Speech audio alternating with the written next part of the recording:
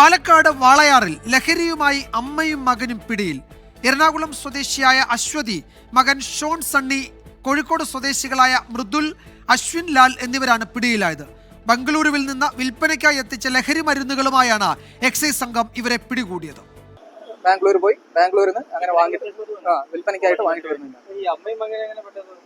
അവര് അമ്മ കാരിയറും അതുപോലെ ഉപയോഗിക്കുന്ന ആളും ഒക്കെയാണ്. അമ്മയ്ക്ക് പണ്ട് മുതലേ ഇതുമായിട്ട് കണക്ഷനുള്ള ആളാണ്.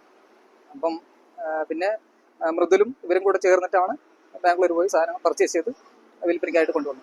നിരവധി തവണ ഈ സംഘം കടത്തിയിട്ടുണ്ട് ഇത്തരത്തിൽ ലഹരി മരുന്ന് എന്നാണ് എക്സൈസിന് ഏറ്റവും ഒടുവിൽ ലഭിച്ചിരിക്കുന്ന വിവരം. വാഹന പരിശോധനയ്ക്കിടെ യാദർച്ഛികമായാണ് ഈ സംഘത്തെ കാണുന്നത്. സംശയം തോന്നിയ ശേഷം ഈ രണ്ട് യുവാക്കളെ കണ്ടപ്പോൾ സംശയം തോന്നിയപ്പോൾ നടത്തിയൊരു പരിശോധനയാണ് ഏറ്റവും ഒടുവിൽ 12 ഗ്രാം MDMA എന്ന ഒരു കണക്കിലേക്ക് എത്തിയിരിക്കുന്നത് എക്സൈസ് സംഘത്തിന്.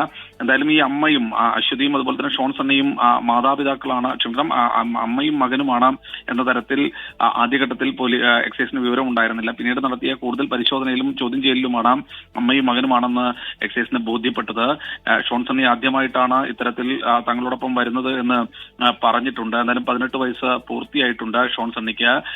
ഇതിനു മുൻപും സമാനമായ രീതിയിൽ ഈ അശ്വതി ഇത്തരത്തിൽ ലഹരി മരുന്ന് കടത്തിയിട്ടുണ്ട് എന്ന് വിവരം ലഭിച്ചിട്ടുണ്ട്. ഇവർ ഉപയോഗിക്കുന്നയാളും അതുപോലെ തന്നെ കരിയറുമാണ് എന്ന വിവരമാണ് ഏറ്റവും ഒടുവിൽ ലഭിക്കുന്നത്. മറ്റു 2 യുവാക്കൾ കോഴിക്കോട് സ്വദേശികളാണ്. പക്ഷേ ഇവർ എറണാകുളത്ത് സമാനമായ രീതിയിൽ ഇത്തരത്തിൽ വിൽപ്പന നടത്തുന്ന ആളുകളാണ് അല്ലെങ്കിൽ ഉപയോഗിക്കുന്ന ആളുകളാണ് എന്ന വിവരവും ലഭിക്കുന്നുണ്ട്.